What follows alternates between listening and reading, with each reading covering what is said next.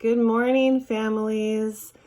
Today I'm going to read a book called A Tale of Two Beasts by Fiona Roberton. And as I read this book, I want you to think about the characters. Think about who is the main character or who are the main characters. Think about where this story takes place. What is the setting? And also think about what the author's message is in this story. What can we learn? What is the lesson? All right, here we go. A Tale of Two Beasts, Part 1. The Strange Beast.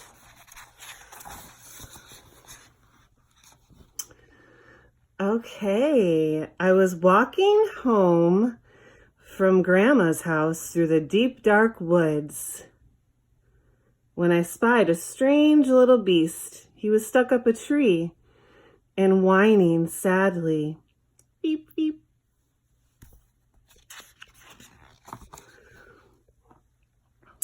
So I decided to rescue him. Beep. I will call you Fang, I told him, and I wrapped him warmly up in my scarf and carried him safely home.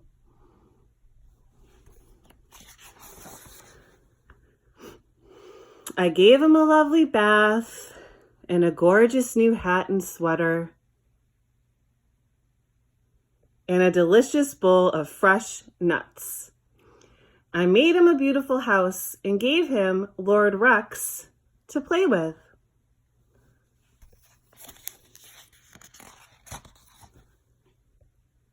I took him out for lots of long walkies to keep him fit and healthy, and I showed him off to all my friends who loved him nearly as much as I did.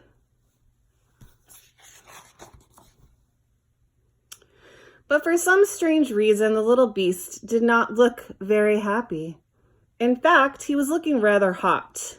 I hope he's not sick, I thought, and opened the window to cool him down.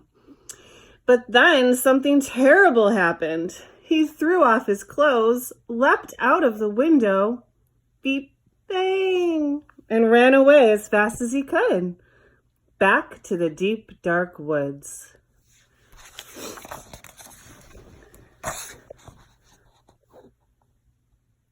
I wanted to go and look for him, but Mama had other plans.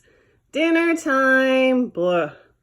Bath time, bedtime, grr. I couldn't sleep. I missed the little beast and wondered if I would ever see him again. But then a small furry shadow appeared at the foot of my bed.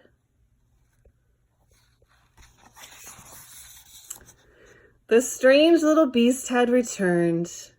He seemed quite pleased to see me, and I began to think that maybe, just maybe, he wasn't that strange after all.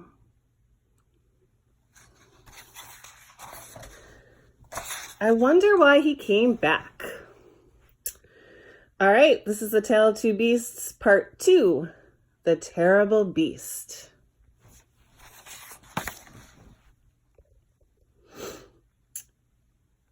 I was hanging from my favorite tree, singing happily to the birds, tra-la-la-la, tra-la-la-la, when, hey, I was ambushed by a terrible beast.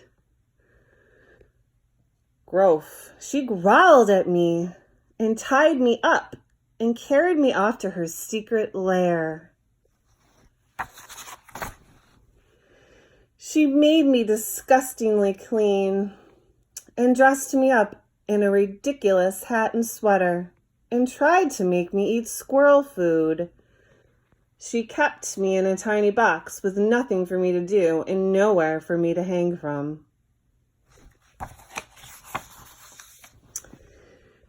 She made me walk backwards and forwards and backwards again for no reason whatsoever.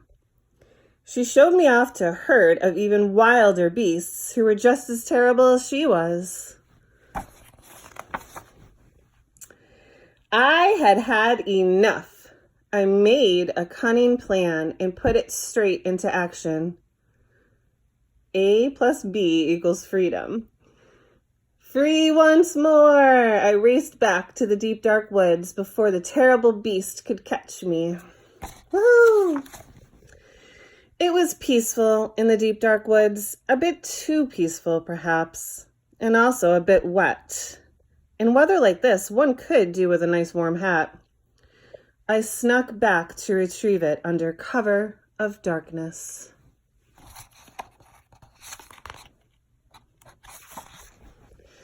The terrible beast was waiting for me. She seemed quite pleased to see me, and I began to think that maybe, just maybe, she wasn't that terrible after all.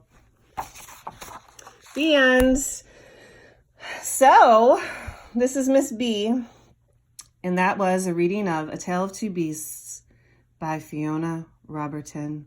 So, guys, why did the beast go back to the little girl? Do you know the answer? All right, well, I will talk to you soon. Have a great day. Bye.